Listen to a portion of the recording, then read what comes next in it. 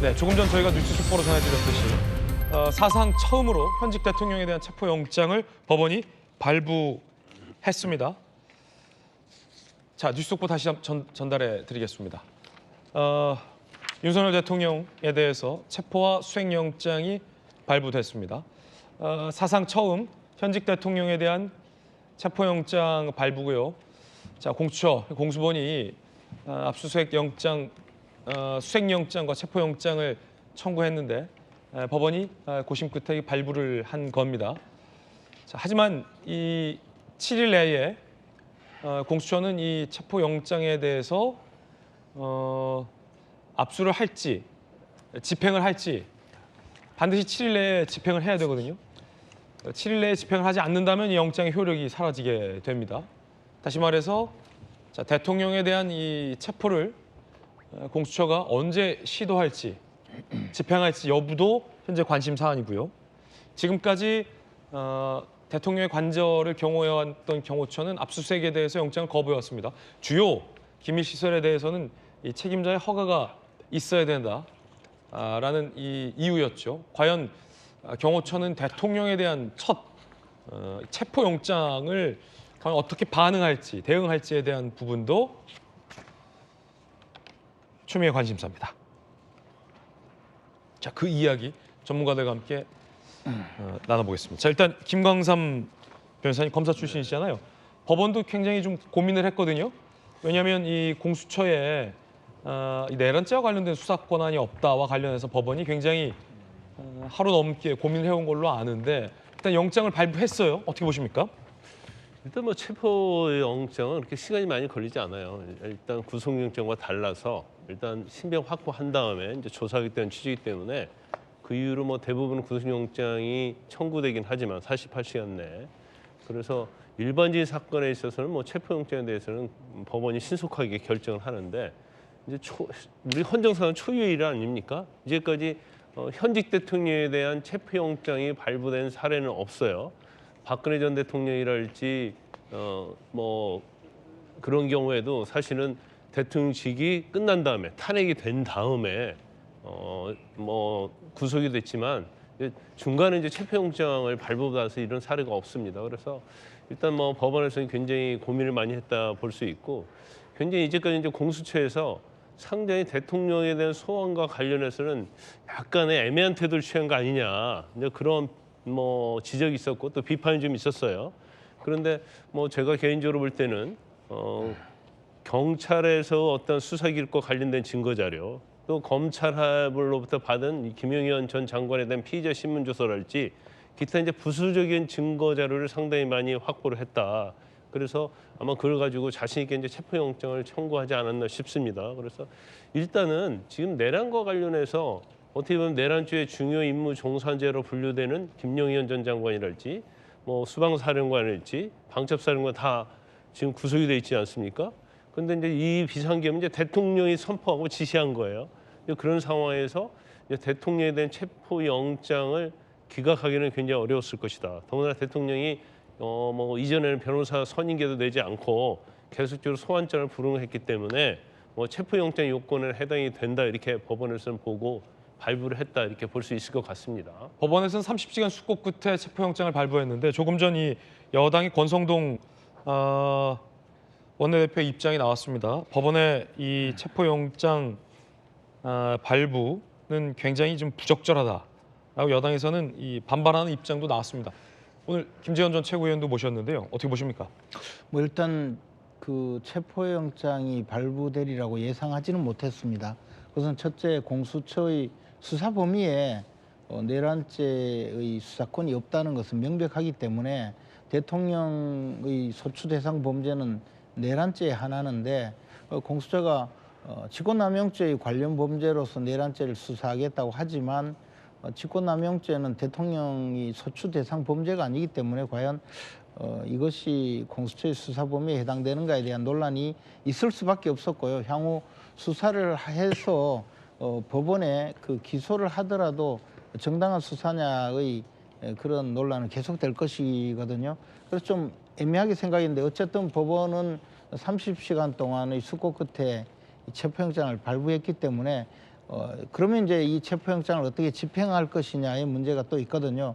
그런데 구속영장과는 달리 체포영장은 사실 수사기관에 출석하게 하는 것, 그리고 출석해서 강제 수사를 해서 48시간 동안 수사할 수 있도록 하는 그 기능이거든요. 그러니까 지금 내란죄 수사권이 있다 없다 또는 유죄다 무죄다 범죄의 확증이 있다 여부에 대해서는 아직 수사를 통해서 밝혀낼 그런 내용이라고 봅니다. 그럼 우선 대통령 경호처가 경비를 하고 있는 이 대통령의 이 관저 일원에 경찰 또는 공수처 수사관들이 영장을 집행하러 갔을 때 이 충돌 과정을 어떻게 해결할 것인가에 문제가 있습니다. 저 개인적인 생각으로는 이것이 이제 공수처의 수사권에 관한 사안 또는 형사소송법상의 체포영장의 효력에 대한 사안과 경호처법은 상당히 충돌이 될 수가 있거든요. 그런데 이게 과연 뭐 일반법과 특별법의 관계에서 공수처법 내지는 형사소송법의 내용은 일반법이고 경호처법은 특별법이다 이렇게 주장할 여지도 없지 않아서 체포영장의 집행을 좀 거부할 여지도 없지 않은 상황이라고 봅니다. 그러나 장차 결국은 이것이 이 대통령이 이런 정도로 체포영장까지 발부가 되었다면 수사기관에 출석하는 문제는 좀 더 네. 협의를 거쳐서 진행을 하지 않을까. 뭐 저 개인적인 추측을 하고 있습니다. 자, 그럼 일단 그 영장, 체포영장도 좀 여당에서 부적절하게 보신다. 당연히 이것은 공수처의 수사 범위에 네. 해당되지 않는다고 보는데요. 법원에서 그런 내용까지 검토를 해서 체포영장을 발부했다면 어느 정도 법원이 이 문제에 대해서는 좀 방향을 정한 것이 아닌가 생각합니다. 그렇군요. 이것이 단순히 서부지방법원 영장전담 판사 한 사람의 이 결정이라고 보기는 좀 어렵거든요. 그래서 향후에 이 문제에 대해서 공수처의 수사권을 인정한다고 하면 대통령이 공수처에 출석을 할 건가 여부를 내부적으로 검토를 해야 될 것이고요. 뭐 출석해서 예를 들어 진술을 할 것이냐, 진술 거부권을 행사할 것이냐 그 문제는 또 변론으로 하고라도 네. 이제 어차피 이 대통령의 변호인단에서 변호인 선임계를 제출하고 이 사안에 대해서 그 법률 대리를 확인한 이상 이 문제에 대해서 검토를 해야 되리라고 봅니다. 관자 앞에서 알겠습니다. 자, 일단, 수사관과 예. 싸울 수는 없지 않습니까? 경호처는 윤 대통령의 체포 저지 가능성 얘기까지 지금 나오고 있어요. 뉴스 속보로. 경호처 입장도 나왔는데 적법한 절차에 따라서 경호 조치를 시행하겠다라는 입장이 지금 나왔거든요. 그래서 아마 이 압수수색 영장, 앞서 이 발부됐다 압수수색 영장 등을 막아섰던 것과 비슷한 경호 조치를 취할 것으로 보입니다. 그런데 또 하나 의아한 건 공수처에서 이 영장 집행 계획에 대해서는 아직은 뭐 정해진 게 없다라는 공수처 입장도 좀 나왔거든요. 영장 발부가 나왔는데 아직 영장 집행의 계획에 대해서는 정해진 게 없다라는 또 유보적인 입장도 나왔습니다. 자, 일단 앞서 뭐 두 분 잘 설명해 주셨지만 체포영장과 구속영장은 다릅니다. 이 공수처 공조본이 이번에 요청한 청구한 것은 구속영장이 아니라 체포영장입니다. 그러니까 수사기관에서 일정 시간 동안 강제적으로 대통령을 출석하게 해서 조사를 하겠다라는 의미의 체포영장이고요. 만약에 공수처가 7일간 이 발부받은 영장을 집행하지 않으면 이 영장의 효력은 사라집니다. 따라서 현직 대통령의 을 뭐 구금하려 하는 구속영장의 의미와는 조금은 다르다라는 말씀도 드리겠습니다. 김유정 의원님 어떻게 보십니까? 일단 체포는 집행은 해야 되겠죠. 네. 이런 상황이 오지 않게 만들려면 세 번의 소환에 응해서 적절한 수사를 받았어야 하는 게 맞겠죠.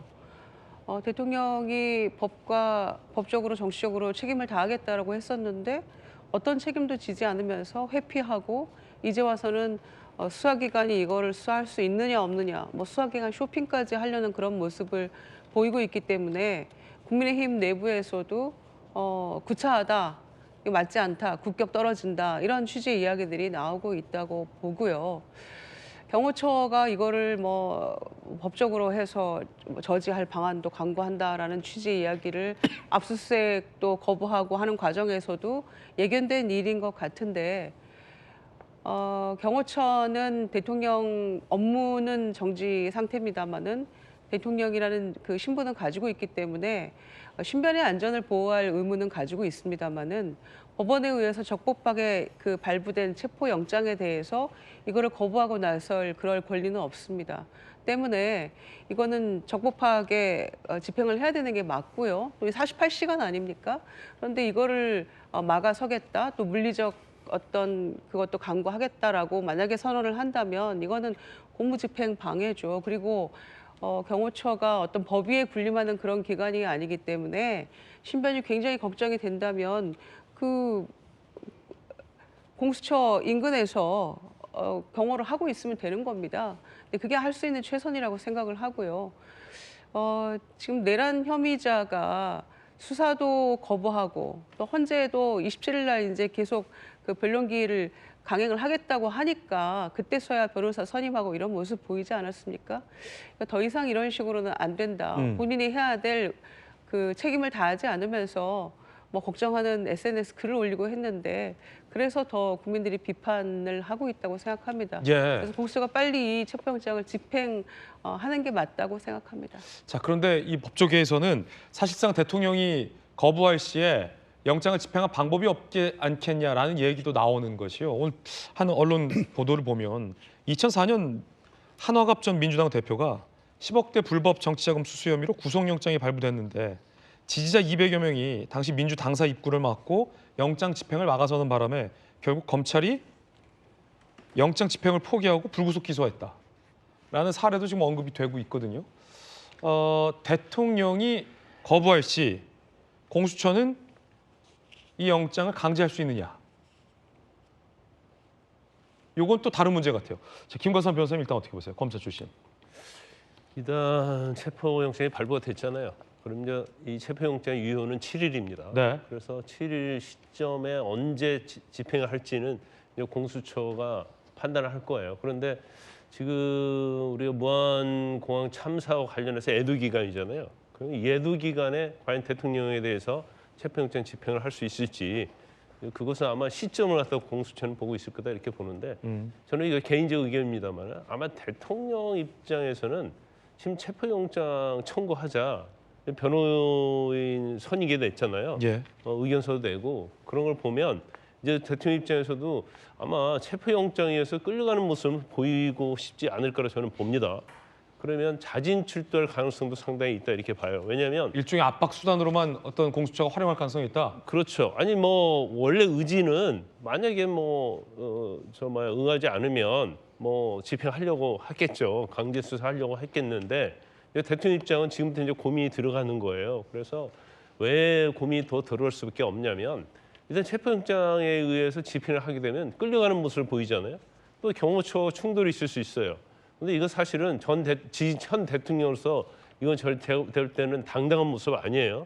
그다음에 이제 체포영장에서 만약에 강제 구인돼서 수사를 받게 되면 아마 거의 뭐 100% 공수처에서 영장을 청구할 겁니다.